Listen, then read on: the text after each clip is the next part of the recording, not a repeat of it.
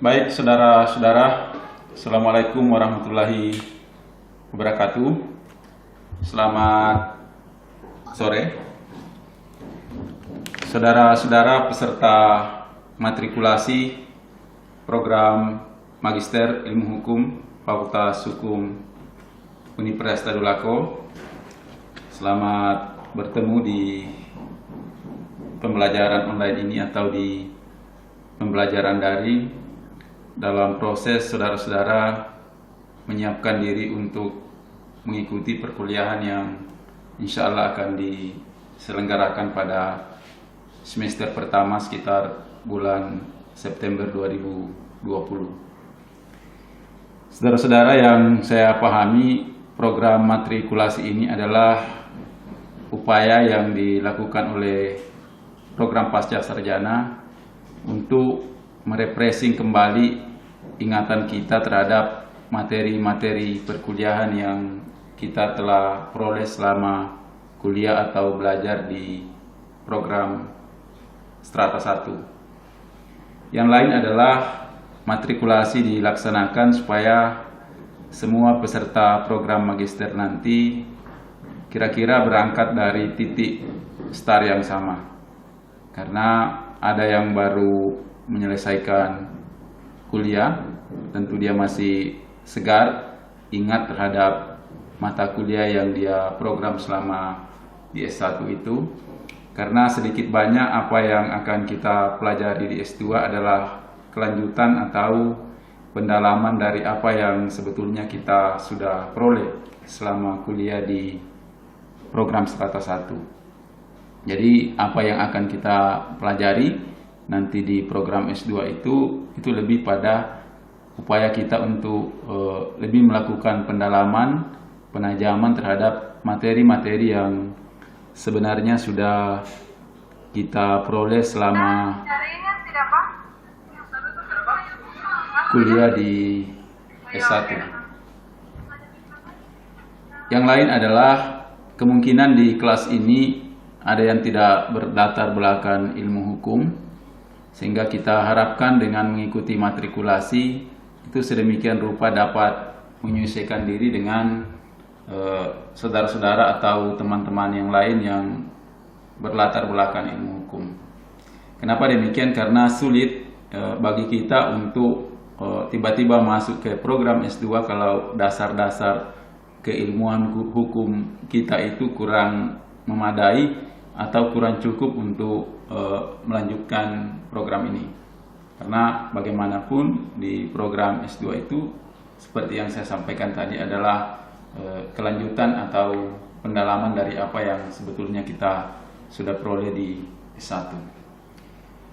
Oleh penyelenggara program magister, saya diberikan tugas untuk mengantar satu materi matrikulasi dengan judul ideologi di balik hukum.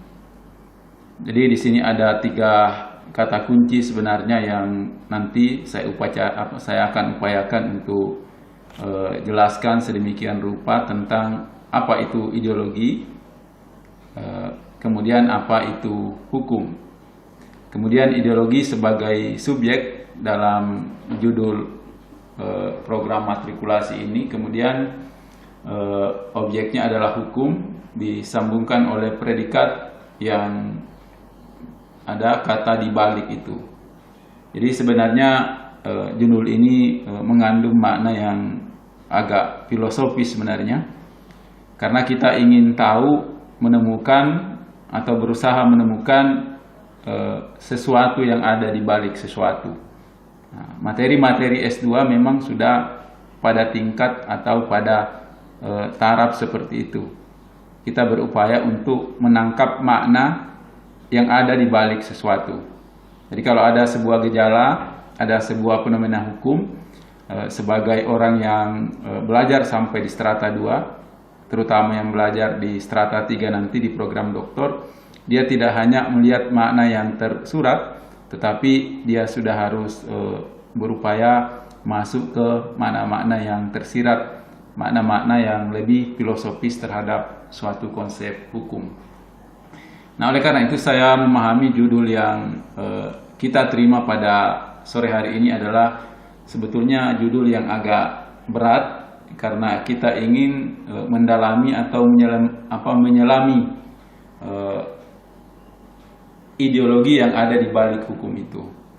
Nah, kalau kita mau menyelami sesuatu yang ada di balik sesuatu, tentu kita harus punya kemampuan untuk menyingkap apa yang ada di balik itu. Jadi misalnya di depan kita ini ada tembok, pengamatan kita itu terhalang oleh tembok. Jadi kalau di depan kita, saudara-saudara, ada tembok, ada layar, pengamatan kita itu dihalangi oleh layar itu. Jadi pengamatan empiris kita dihalangi oleh layar. Tetapi abstraksi dan pikiran kita itu tetap bisa berimajinasi tentang apa yang ada di balik layar itu. Nah, untuk menembus layar itu kita bisa gunakan imajinasi untuk menangkap sesuatu yang ada di sana, dan kita juga bisa menggunakan konsep-konsep yang lain untuk sampai ke sana. Nah, jadi saya ingin sederhanakan sedemikian rupa, walaupun saya katakan bahwa tema ini adalah tema yang cukup berat, tetapi saya akan usahakan sedemikian rupa agar menjadi lebih ringan. Karena tugas dosen itu kan sebetulnya sederhana. Kalau dia mendapat hal-hal yang rumit, kita akan berupaya untuk membuatnya menjadi simple, sehingga lebih mudah dipahami dan lebih mudah dicerna. Saudara-saudara tentu sering mendengar apa itu kata ideologi, tetapi dari mendengar itu mungkin kita belum mempunyai pemahaman yang utuh atau pemahaman yang cukup tentang apa sebetulnya yang dimaksud dengan ideologi. Kemarin ada satu rancangan undang-undang yang sempat kontroversial, undang-undang HIP, yang kemudian diajukan oleh Dewan Perwakilan Rakyat, kemudian menuai kontroversi di masyarakat, dan kemudian itu ditarik untuk tidak dilanjutkan pembahasannya, yaitu haluan ideologi Pancasila. Nah, jadi di situ sudah ada ideologi yang muncul di situ. Nah, untuk mengantar program matrikulasi dengan judul ideologi di balik hukum, sebelum saya sampai ke sana, saya ingin nyatakan, saya ingin deklarasi bahwa apa yang akan saya sampaikan ini bukan murni dari pengetahuan saya. Tapi untuk mengantar mata kuliah ini saya mencoba belajar membaca buku, membaca tulisan dari 3 orang pakar yang saya anggap cukup relevan untuk kita acu menjadi referensi dalam mengantar judul ideologi di balik hukum ini. Pertama saya baca tulisan Profesor Ariel Herianto yang ada di Kompas pada tanggal 8 Agustus 2020. Ini masih belum lama, belum 1 bulan. Beliau menulis di Kompas pada tanggal 8 Agustus 2020, judulnya Pancasila. Jadi sederhana saja, simple, pendek. Judulnya Pancasila. Anda bisa nanti lacak di internet untuk bisa mengakses sumber langsung dari apa yang ditulis oleh Profesor Ariel Herianto. Beliau adalah guru besar di Monash University yang ada di Australia. Yang kedua, untuk mengantar judul ideologi di balik hukum ini, saya juga mengikuti ceramah-ceramah atau tulisan yang disampaikan oleh Profesor Yusril Ihsa Mahendra. Jadi sedikit banyak saya akan mengutip, menyampaikan pendapat-pendapat yang beliau utarakan di berbagai media. Yang ketiga adalah untuk mengantar ideologi di balik hukum ini, saya juga membaca buku dari Pak Yudi Latif, mantan Ketua BPIP, yang pada saat itu kemudian mengundurkan diri. Beliau banyak menulis tentang Pancasila. Ada buku terbarunya beliau sekarang, saya juga belum sempat dapat, Yang saya baca ini adalah buku Pak Yudi Latif, judulnya Negara Paripurna. Judulnya Negara Paripurna, buku yang tebal yang mengulas tentang Pancasila dari berbagai kajian historis dan aktualitasnya. Jadi itu tiga yang menjadi kutipan yang menginspirasi saya untuk mengantar saudara-saudara untuk memahami konsep-konsep yang ada di balik judul mata kuliah, bukan mata kuliah, di balik program matrikulasi ini. Yang pertama tentu kita ingin jawab dulu apa itu ideologi. Nah, saudara-saudara bisa membaca, mencarinya di literatur ilmu-ilmu politik, bisa juga mencarinya di internet. Nah, temukan di sana, kasih masuk ideologi, itu akan muncul berbagai konsep, pengertian atau mungkin definisi tentang ideologi itu sendiri. Tetapi Prof. Ariel Herianto sebetulnya ingin menyederhanakan apa itu ideologi. Menurut beliau, kalau disederhanakan, ideologi itu sebetulnya adalah kumpulan ide, kumpulan perasaan, selera, angan dan harapan yang berskala besar. Jadi kita tidak usah terlalu berpikir yang terlalu rumit. Kita sederhanakan saja bahwa yang dimaksud dengan ideologi itu adalah kumpulan pertama ide, kemudian perasaan, selera, harapan dan angan. Jadi ini adalah pengertian yang coba disederhanakan sehingga lebih dekat dengan kita. Bahwa ideologi itu sebenarnya bukan hal yang jauh dari kita, tetapi sebetulnya ada dalam kehidupan sehari-hari kita. Dan itu melekat dalam kehidupan sehari-hari kita. Siapa yang punya ide, siapa yang punya harapan, siapa yang punya angan-angan, dan siapa yang punya selera, itu sebetulnya adalah bagian dari apa yang disebut dengan ideologi itu sendiri. Nah, ideologi ini kemudian berpengaruh dalam kehidupan kita sehari-hari. Pengaruhnya mulai dari hal yang paling kecil, dari hal yang remeh-temeh sampai kepada hal-hal yang besar. Jadi misalnya kalau kita menyukai musik tertentu, aliran musik tertentu, kita cenderung suka dengan aliran musik itu, berarti itu terkait dengan selera kita. Kalau kita memilih style atau model busana tertentu, itu adalah bagian dari selera kita. Nah, demikian juga kalau kita punya gagasan-gagasan atau ide tentang sesuatu hal, nah itu juga sebetulnya adalah bagian dari apa yang dipengaruhi oleh ideologi yang kita anut. Dalam pengertian bahwa ideologi ini adalah kumpulan ide, kumpulan perasaan, kumpulan selera, harapan dan angan-angan yang dimiliki oleh setiap manusia. Nah, artinya pada pengertian yang sederhana itu, konsep ideologi ini sebenarnya apa yang ada di benak kita tentang realitas sosial. Jadi semua kita ini, manusia ini punya sesuatu yang ada di benaknya tentang realitas sosial.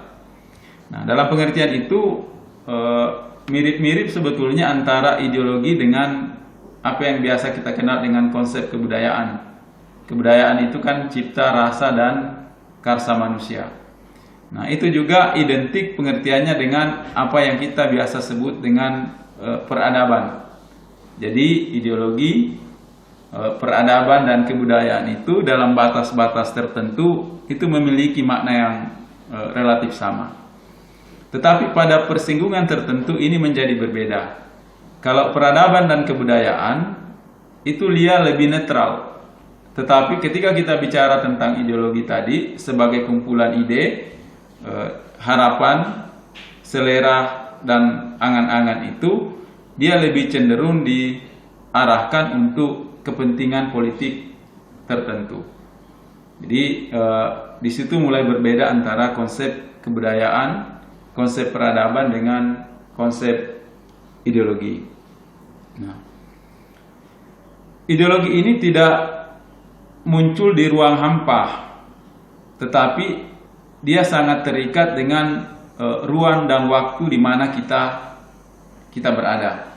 Nah, sehingga di dunia ini sekarang muncul beberapa ideologi yang dianggap paling berpengaruh terhadap kehidupan peradaban manusia. Maka kita mendengar biasa ada ideologi kapitalis, kemudian ada ideologi sosialisme, kemudian ada islamisme, dan sebetulnya juga ada biasa disebut budaya, tapi bisa juga dikategorikan sebagai ideologi, adalah budaya feudalisme. Nah, itu semua adalah bentuk-bentuk ideologi yang yang berpengaruh dalam kehidupan umat manusia sepanjang sejarah. Jadi ada kapitalisme, ada sosialisme, ada islamisme, dan sebetulnya ada juga yang mengatakan bahwa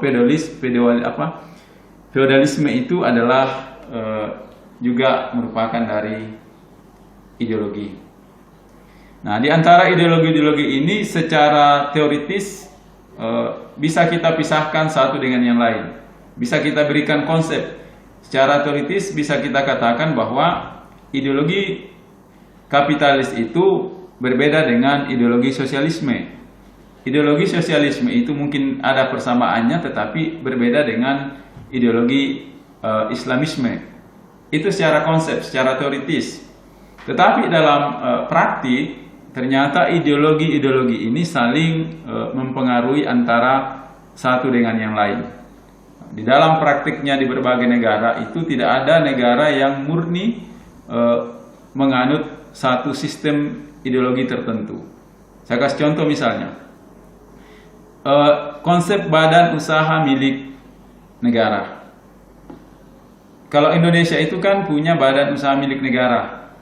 Badan usaha milik negara itu sebetulnya lahir dari konsep bahwa negara harus mengatur hal-hal yang sangat fundamental bagi kehidupan warga negaranya.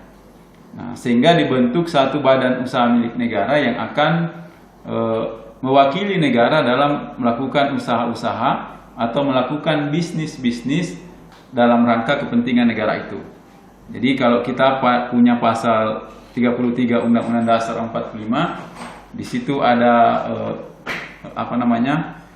salah satu pasal yang mengatur bahwa cabang-cabang produksi yang berkaitan dengan hajat hidup orang banyak itu dikuasai oleh negara. Nah, kalau kita baca pasal yang ada di konstitusi itu, kita sebetulnya bisa tafsirkan bahwa ideologi yang dianut oleh bangsa Indonesia itu tidak lain adalah ideologi sosialisme, karena di situ ada penguasaan negara terhadap apa yang berkaitan dengan hajat hidup orang banyak. Nah, di Islam juga seperti itu. Di Islam, kalau kita baca-baca literatur tentang itu, di situ juga ditegaskan bahwa ada 3 hal yang dikuasai oleh negara, yang tidak boleh diberikan kepada individu dan tidak boleh diprivatisasi. Nah, apa itu? Pertama, api. Nah, api itu artinya kalau kita artikan sekarang, api itu adalah sumber energi. Jadi di situ ada listrik, ada batu bara, pokoknya semua yang menghasilkan energi itu harus menjadi milik, bukan menjadi milik, tapi pengaturannya dikuasai oleh negara. Nah, yang lain adalah air. Nah, maksudnya air itu tidak boleh diprivatisasi karena air ini berkaitan dengan hajat hidup orang banyak. Oleh karena itu yang harus mengatur persoalan air ini tidak lain adalah negara. Nah, yang lain adalah ladang pengembalaan yang luas. Nah, kalau ladang pengembalaan yang luas ini, kalau kita tafsir dalam bahasa sekarang atau kondisi sekarang, tentu tidak ada pengembalaan yang luas, karena ini mungkin pengembalaan yang luas itu di masa Rasulullah dulu. Nah, sekarang yang pengembalaan yang luas itu terkait dengan lahan-lahan yang cenderung dimiliki oleh sekelompok orang sekarang. Jadi ada segelintir orang yang punya atau menguasai lahan yang sangat banyak. Jadi misalnya lahan kelapa sawit. Kalau kita lihat yang punya kelapa sawit di Sulawesi Tengah itu semua orang di Jakarta yang punya izin konsesi wilayah pertambangan itu siapa yang punya? Semua orang yang ada di Jakarta. Artinya adalah bahwa ada ruang, ada lahan yang begitu luas yang hanya dikuasai dan dimiliki oleh segelintir orang. Tetapi banyak orang yang tidak punya akses terhadap lahan itu. Nah, misalnya saya di Palu ini, di dekat kalau kita jalan dari Soekarno-Hatta dari arah Kota Palu mau ke luar kota, di sebelah kanan itu kan tanah-tanah kosong yang hak guna bangunan atau hak pakainya itu dimiliki oleh perusahaan-perusahaan yang ada di Jakarta.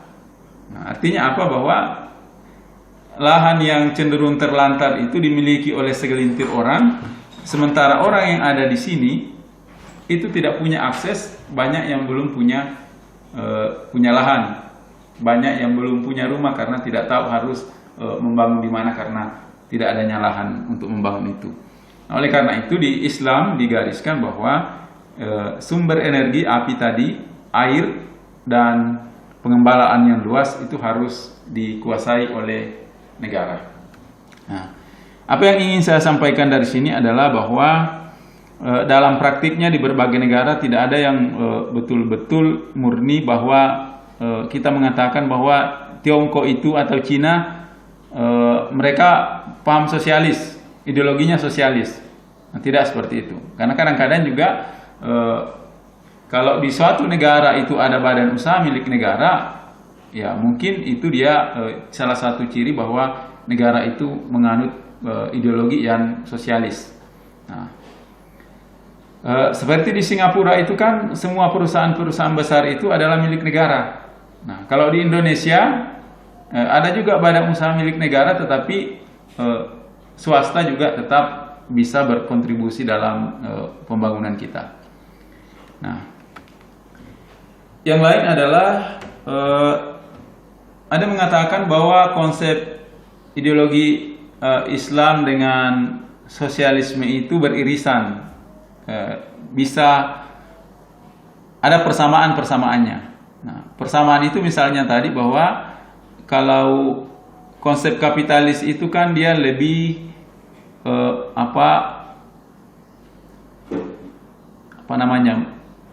memberikan keleluasaan terhadap pasar. Jadi persaingan itu terjadi di pasar. Siapa yang bekerja keras, maka dia akan mendapat prestasi, dia akan memperoleh sumber daya yang cukup. Siapa yang malas-malasan, maka dia akan terhukum, dia akan menjadi miskin. Nah, itu ideologi yang bersifat kapitalis. Persaingan itu ada di pasar. Silakan semua individu bebas untuk bekerja, individu bebas untuk berkreativitas. Nah, nanti pasar yang akan menentukan siapa yang lebih unggul dalam persaingan atau siapa yang lebih unggul dalam kompetisi tersebut. Tetapi kalau di konsep yang berkaitan dengan sosialis, maka dia mengedepankan apa yang disebut dengan kesejahteraan kolektif. Tidak boleh ada satu kelompok yang lebih dominan terhadap kelompok yang lain. Tidak boleh ada satu individu yang menguasai demikian banyak sumber daya, sementara individu yang lain tidak punya akses terhadap sumber daya itu. Nah, itu yang dianut oleh konsep sosialisme. Nah, Islam juga seperti itu dengan tiga konsep yang saya sebutkan tadi, bahwa api, air, dan pengembalaan yang luas itu harus dikuasai oleh negara. Tapi di mana perbedaan antara keduanya? Tentu kalau ideologi sosialisme itu digerakkan oleh paham yang disebut dengan materialisme sekuler.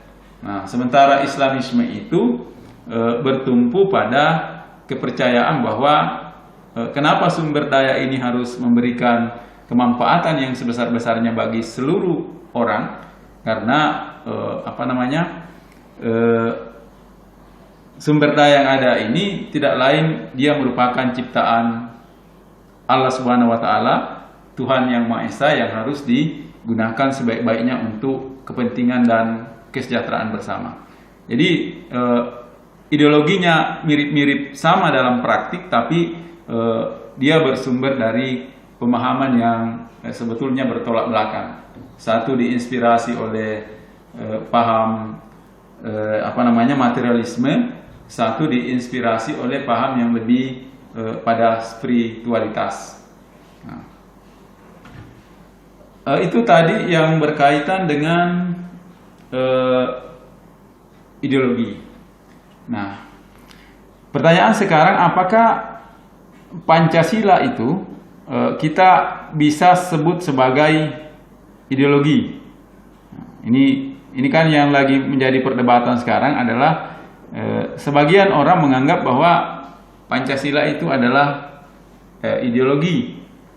Dan karena kita sudah punya ideologi Pancasila, maka kita harus menolak atau memproteksi diri dari berkembangnya paham-paham atau ideologi yang lain.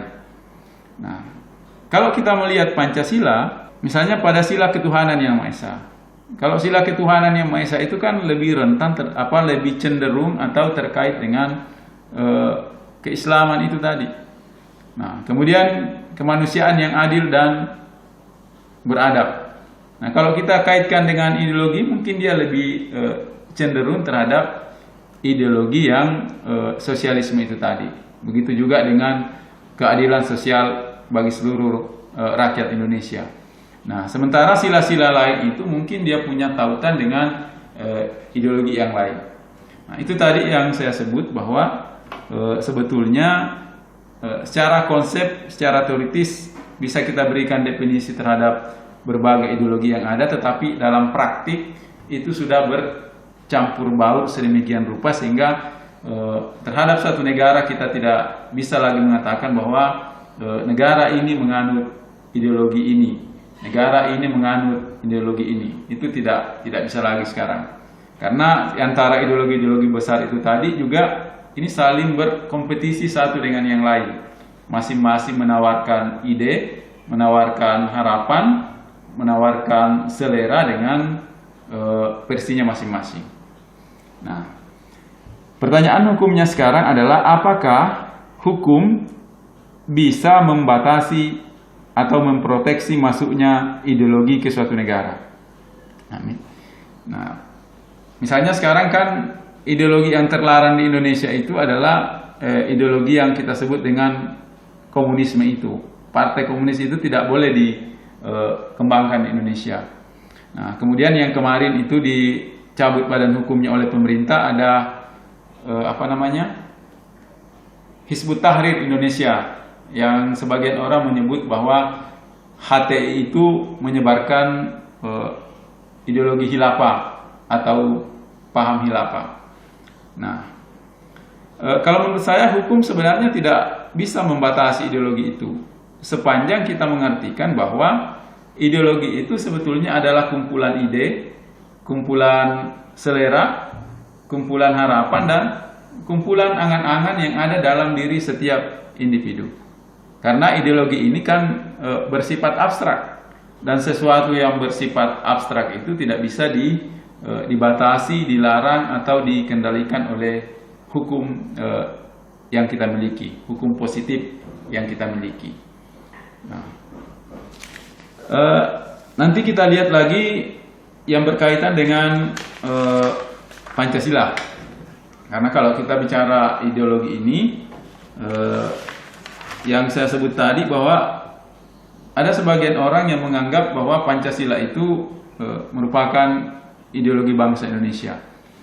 Tetapi kalau secara historis ketatanegaraan, pakar seperti Pak Profesor Yusril Issa Mahendra, dia tidak sepakat atau tidak sependapat kalau Pancasila itu dianggap sebagai ideologi. Nah, menurut dia Pancasila itu bukan ideologi, tetapi dia merupakan landasan falsafah bernegara. Jadi menurut Pak Yusril itu bahwa Pancasila itu sebenarnya bukan ideologi tapi landasan falsafah bernegara. Nah, ini bisa ditelusuri dari sejarah lahirnya Pancasila. Kita tahu bahwa sekarang pemerintah memperingati lahirnya Pancasila itu pada setiap tanggal 1 Juni. Tetapi ini kemudian menjadi kontroversial karena ada juga yang beranggapan, ada pakar juga yang bisa dibenarkan pendapatnya bahwa Pancasila itu bukan lahir pada tanggal 1 Juni, tetapi Pancasila itu resmi lahir ditetapkan pada tanggal 18 Agustus 1945.